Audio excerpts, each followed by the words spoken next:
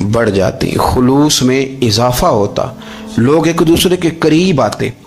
हमने किसी फजीलत वाले की फजीलत को तस्लीम करने से इनकार कर दिया, हमने किसी बड़ाई वाले की बड़ाई को तस्लीम करने से इनकार कर दिया, हमने हसद किया, हमने लालच किया, हम हरीस हुए। उसका नुकसान ये हुआ कि लोग एक दूसरे के पास रहते हुए पास नहीं रहते, एक दूसरे के साथ वक्त गुजार रहे होते हैं लेकिन उनके बारे में रवैये उनके सख्त होते हैं, लबो लहजा तल्ख होता है। जब वो किसी के बारे में बेलाग तब सरा पूछा जाए तो गलत बातें कर रश्क करें। देखे ना, हजरत अबू बकर सिद्दीक रज़ी अल्लाह, हजरत उमर फारूक रज़ी अल्लाह, सारी जिंदगी दौड़ लगी रही।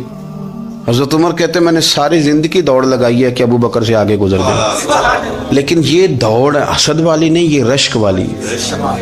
फरमाते मेरा दिल करता था कि मैं नेकियों में अबू बकर से आगे गुजर जाऊं, हुजूर के इश्क में अबू बकर से आगे गुजर जाऊं, नबी पाक अलैहिस्सलाम की औलाद की मोहब्बत में अबू बकर से आगे गुजर जाऊं, मैं ना खैर के कामों में आगे गुजरूं। कहते मेरा सारी जिंदगी रश्क का रिश्ता रहा। ये रिश्ता शानदार है, इस पर अमल करें, इस पर तवज्जो करें, बजाय इसके कि ये कहना कि उस्ताद जी का फलाने से ज्यादा प्यार है। प्यार की वजूहात तलाश कर, मुर्शिद फलाने पे नजर रखते हैं तो मेरे भाई वो नोटों की वजह से नजर नहीं रखते, तू वजह तो तलाश करना, वजह क्या है। तो अपने आप को उस तरह का बना, उस तरह की कैफियत पैदा कर अपने अंदर।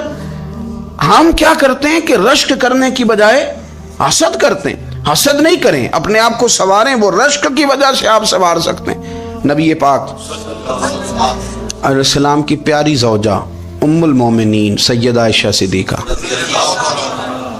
बड़ी शान है इस खातून की, बड़ी अजमत है उन राहों के सदके जिन रस्तों से सैयदा पाक की सवारियां गुजरा करती हैं। क्या दर्जा अल्लाह ने दिया है सैयदा आयशा सिद्दीका को।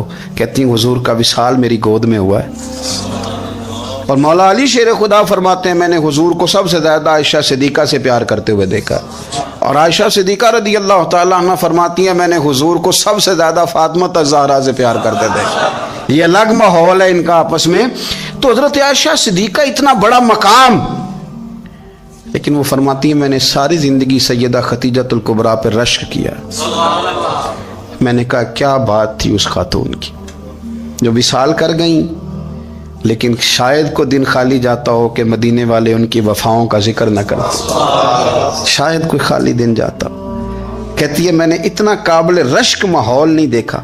एक दिन हुजूर घर में गोश्त लाए और मुझसे फरमाया आयशा गोश्त पकाओ, तो मैं उसे साफ करने लगी तो हुजूर फरमाने लगे शोरबा जरा ज्यादा करना। तो मैंने अर्ज की हुजूर क्या कुछ मेहमान आएंगे घर में? तो फरमाया नहीं आयशा, मदीना मुनव्वरा में ना मुझे पता चला है खतीजतुल कुबरा की कुछ सहेलियां आई हैं, तो तू शोरबा बना, मैं उन्हें पहुंचाऊंगा खतीजा की सहेलियों को, शोरबा ज्यादा पका जरा। तो हजरत आयशा सिद्दीका कहती है मैंने बड़े नरम लबो लहजे में बड़ी बना सवार के मुसज्जा मुकफ़ा चुन के जुमले बात की। मैंने अर्ज की हुजूर सुना है वो आपसे 15 साल उम्र में बड़ी थी, निकाह भी पहले हो चुका था, और बताते हैं लोग कि बज़ाहिर कोई हुस्न जमाल भी उस माहौल का नहीं था। हुजूर अल्लाह ने आपको जवान और खूबसूरत बीवियां दी हैं, पर मैं जब भी सुनती हूँ जनाब खतीजा का जिक्र ही सुनती हूँ। मैंने रश्क के अंदाज में कहा। कहती मैं बात कह के खामोश हो गई, और जब मैंने नजर उठा के देखा तो हुजूर की आंखों में आंसू। नबी पाक सल्लल्लाहु अलैहि वसल्लम का ये अंदाज देखा तो मैंने कहा हुजूर मैं रब रसूल की बारगाह में तौबा करती हूँ, अब तो रो दिए। तो हुजूर फरमाने लगे आयशा यहाँ जो भी आया है ना वो सुखों और आसानियों के दिनों में आया है, और खतीजा मेरी उन दिनों की साथी थी जो मेरे तकलीफ के दिन थे, मेरी आजमाइशों की, मेरी परेशानियों की मेरी साथी थी। जब लोग मुझे तकलीफ देते थे मैं घर जाता था तो मुझे कहती थी हुजूर आप तो सिला रहमी करते हैं, गरीबों का बोझ उठाते हैं, आप तो लोगों के साथ मोहब्बत से पेश आते हैं, हुजूर आप परेशान ना हो, आपका रब आपको हमेशा इज्जत ही अता फरमाएगा। फरमाया वो मेरी तकलीफों की उसे कैसे, मेरे भाई रश्क किया लोगों ने एक दूसरे पर, हसद नहीं किया। हम तो ना जी अपनी मर्जी के फैसले करते करते पीछे रह गए। हमने लोगों को पीछे करने का सोचा था लेकिन हम सबसे पीछे रह गए। हमने सियासत और साजिश की थी کہ کچھ لوگوں کے دلوں پہ پیر رکھ کے میں اپنا قد اونچا کروں گا، کچھ کے سینوں پہ پیر رکھ کے، لیکن ایسا نہیں ہوتا، یہ ہوتا نہیں۔ آپ کسی کی جگہ نہیں لے سکتے، اس لیے کہ رب نے سب کی جگہ اپنی اپنی بنائی ہوئی، سب کی جگہ۔ ہاں ایسا ضرور ہوتا ہے کہ کئی دفعہ نا ہم اپنے مقام کو گرا لیتے ہیں۔ وہ کسی نے کہا تھا کہ ایسا نہیں کہ تیری جگہ کوئی اور آ گیا، لیکن تیرا مقام بھی اب تیرا نہیں رہا۔ ہوتا یہ ہے کہ ہم نہ گرا لیتے ہیں اپنے آپ۔ اگر ہم رشک کا ماحول پیدا کریں، رشک کا، اور ہم کہیں کہ کیا بات ہے، میں بھی سفر کروں گا، اس جانب جاؤں گا، بجائے یہ کہنا کہ فلاں آدمی بڑا آگے نکل گیا ہے، یہ کر کے نکل گیا ہے، وہ کر کے نکل گیا ہے، یہ کہنا کہ یار میں بھی رب کریم کی اس مدد کو تلاش کرتا ہوں جس کی برکت سے اللہ نے اس پر فضل فرمایا ہے۔ امام غزالی فرماتے ہیں 3 لوگوں میں حسد زیادہ ہوتا ہے، بغض زیادہ پیدا کر لیتے ہیں۔ اب چونکہ مضمون ہے تو ساری بات کھول کے کرنی پڑے گی نا۔ فرماتے ہیں 3 لوگوں میں حسد، بڑے عہدے والوں میں حسد زیادہ ہوتا ہے۔ یعنی صوبائی وزیر کہتا ہے کہ حق میرا ویسے وفاقی وزیر کا تھا، اور وفاقی وزیر کہتا ہے کہ جتنا میرا تجربہ ہے نا، مجھے بنایا وزیر اعظم ہی جاتا تو بات ٹھیک تھی۔ حسد زیادہ، بڑے عہدے والوں میں حسد، اور امام غزالی فرماتے ہیں مالداروں میں حسد زیادہ ہوتا ہے۔ غریب نے غریب سے کیا جلنا ہے؟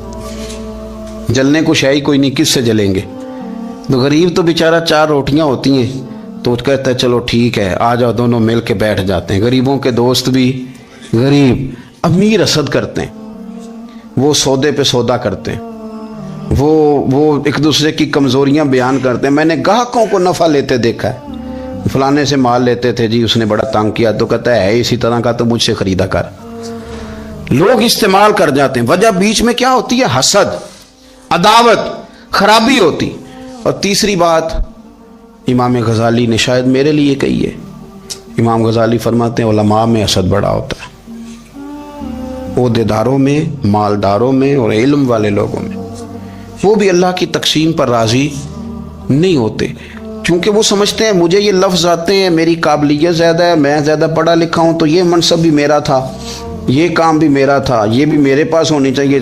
ایسا نہیں ہوتا، یہ تو رب کریم کی عطا ہے۔ میں کئی دفعہ کہہ چکا ہوں کہ کام لینے پہ آئے تو میرے جیسے بیکار آدمی سے کام لے لے، یہ اس کی عطا ہے۔ اب ہمیں کرنا کیا ہے؟ ہمیں اس کی تقسیم پر راضی رہنا ہے، اس کی تقسیم پر قربان جائیں۔ رسول پاک علیہ السلام سے صحابی نے پوچھا حضور عزت کیا ہے؟ فرمایا جو رب نے تجھے دیا اس پہ راضی ہو جا، اللہ عزت عطا کر دے گا۔ قناعت کر، جو اللہ نے تجھے دیا اس پر قناعت کر، اللہ تجھے عزت دے دے گا۔ حضور ذلت کیا ہے؟ فرمایا لوگوں سے لالچ نہ رکھنا،